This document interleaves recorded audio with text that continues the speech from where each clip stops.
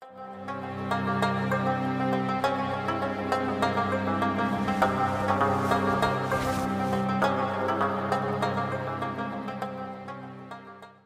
যুগে যখনই মানুষ পথ ভুলেছে, আল্লাহ তাদের দিশা দিতে পাঠিয়েছেন তার মনোনীত বান্দাদের, নবীদের। কিন্তু নবীদের পথ কখনোই সহজ ছিল না। তাদের প্রতিটি কদম ছিল এক একটি পরীক্ষা। আজ আমরা শুনব এমন এক নবীর কাহিনী, যিনি একাই লড়েছিলেন এক অবাধ্য জাতির বিরুদ্ধে। এমন এক কাহিনী যা আমাদের শেখায়, যখন পৃথিবীর সব দরজা বন্ধ হয়ে যায়, তখনও আল্লাহর রহমতের দরজা খোলা থাকে। আসুন ফিরে যাই হাজার বছর আগের সেই প্রাচীন নগরী নিনাওয়ায়।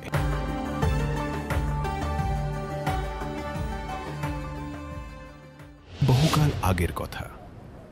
বর্তমান ইরাকের মাসুলের কাছে ছিল এক বিশাল শহর নিনাওয়া। এই শহরে মানুষ আল্লাহকে ভুলে মূর্তি পূজা আর পাপাচারে ডুবেছিল। তাদের হেদায়েতের জন্য আল্লাহ পাঠালেন হযরত ইউনুসকে।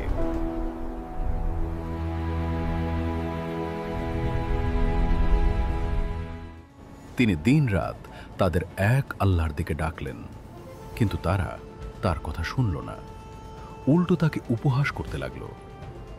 বছরের পর বছর দাওয়াত দেওয়ার পরও যখন কেউ ঈমান আনল না, তখন ইউনুস আলাইহিস সালাম ভীষণ হতাশ ও ক্ষুব্ধ হলেন। আল্লাহর চূড়ান্ত আদেশের অপেক্ষা না করেই তিনি অধৈর্য হয়ে শহর ছেড়ে চলে যাওয়ার সিদ্ধান্ত নিলেন। তিনি একটি যাত্রী বোঝাই নৌকায় উঠলেন। নৌকা যখন মাঝ দরিয়ায়, তখন আল্লাহর হুকুমে শুরু হলো এক ভয়ঙ্করী ঝড়। দড়িগুলো সামলাও, সবাই মাছ তুলে যাও, আঁকড়ে ধরুন। নৌকাটি ডুবু ডুবু অবস্থায় পড়ল। তারা সিদ্ধান্ত নিল লটারি করার। যে নাম উঠবে তাকে সমুদ্রে ফেলে দেওয়া হবে। একবার নয়, 3 বার লটারি করা হলো। প্রতিবারই নাম উঠল হযরত ইউনুস আলাইহিস সালামের। তিনি বুঝতে পারলেন এটি তার প্রভুর পক্ষ থেকে এক পরীক্ষা। আল্লাহর সিদ্ধান্তের উপর ভরসা করে তিনি উত্তাল সমুদ্রে ঝাঁপ দিলেন। এটা অবশ্যই বন্ধ করতে হবে। থামুন, ভয় পেও না, শান্তি আসবে।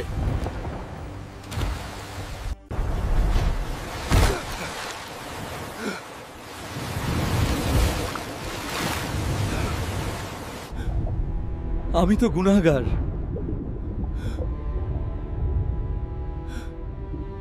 আল্লাহর কুদরতে সাথে সাথে এক বিশাল মাছ তাকে গিলে ফেলল, কিন্তু আল্লাহর হুকুমে মাছটি তার কোনো ক্ষতি করল না।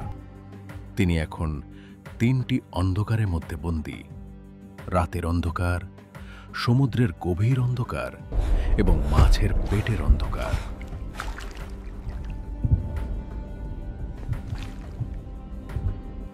এই গভীর সংকটে ইউনুস আলাইহিস সালাম নিজের ভুল বুঝতে পারলেন। তিনি আল্লাহর কাছে সেই বিখ্যাত দোয়াটি পাঠ করতে লাগলেন।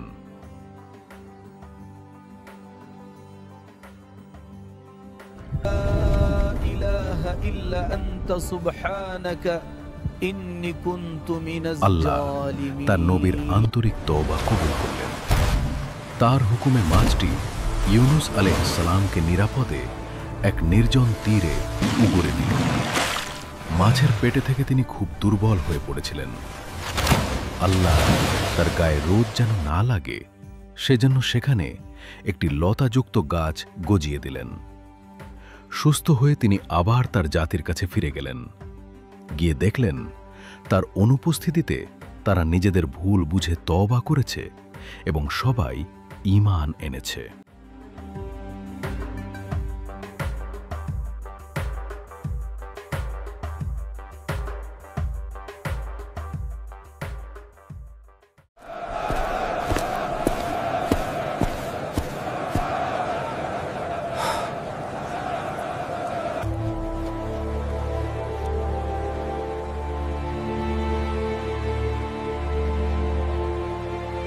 আমি ফিরে এলাম নিনেভে, আর দেখলাম এক অকল্পনীয় দৃশ্য। যে জাতি একবার হারিয়ে গিয়েছিল, আল্লাহর ভয়ে নিজেকে পুরোপুরি বদলে ফেলেছিল। নিনাওয়া শহরে ফিরে হযরত ইউনুস এক অভাবনীয় দৃশ্য দেখলেন।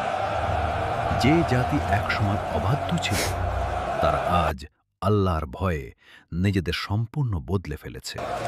তারা সমস্ত মূর্তি ভেঙে ফেলেছে এবং পাপ কাজ ছেড়ে দিয়েছে। শহর জুড়ে এখন শুধু আল্লাহর ইবাদত আর একে অপরের প্রতি ভালোবাসার পরিবেশ। হযরত ইউনুস পরম শান্তিতে তাদের সঠিক পথের দিশা দিতে লাগলেন।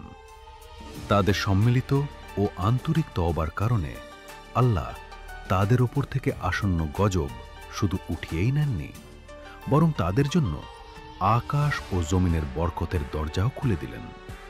তাদের রিজিকে প্রাচুর্য এলো, জীবনে শান্তি ও নিরাপত্তা ফিরে এলো। তারা আল্লাহর কৃতজ্ঞ বান্দা হিসেবে জীবনযাপন করতে লাগল। হযরত ইউনুস এর এই ঘটনা এবং নিনাওয়াবাসীর তওবা কিয়ামত পর্যন্ত সমগ্র মানব জাতির জন্য এক উজ্জ্বল শিক্ষা হয়ে রইল। এই কাহিনী আমাদের শেখায়, মানুষ যত বড় পাপী হোক না কেন, যদি সে সময় থাকতে লজ্জিত হয়ে আল্লাহর কাছে ফিরে আসে, আল্লাহ তাকে ফিরিয়ে দেন না। নিশ্চয়ই আল্লাহ তওবাকারীদের ভালোবাসেন এবং যারা পবিত্র থাকে তাদেরও ভালোবাসেন।